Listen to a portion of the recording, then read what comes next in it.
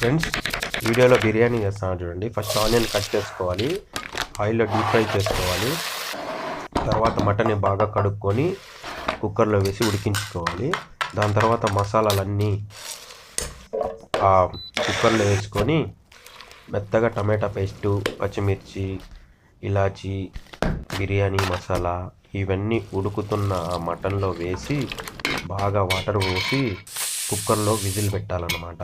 పెట్టిన తర్వాత ఉడికిన తర్వాత బాస్మతి రైస్ బియ్యంని నానబెట్టుకొని 1 గంట నీళ్ళు పోసి దాని తర్వాత వేడి నీళ్ళల్లో ఇక్కడ చూపిస్తున్న విధంగా అన్ని చెక్క లవంగాలని వేసుకొని ఆ బియ్యం ఉడికిన తర్వాత ఆ కుక్కర్లో వేసుకొని స్టీమ్ పెట్టి నిమ్మకాయ పిండి ఒక తవా పెట్టాలన్నమాట. తవా పైన మనము కుక్కర్ పెట్టుకుంటే స్పెషల్ టేస్టీ బిర్యానీ సూపర్గా చేశాడు. టేస్ట్ మాత్రం ఎరగా తీసింటది పో.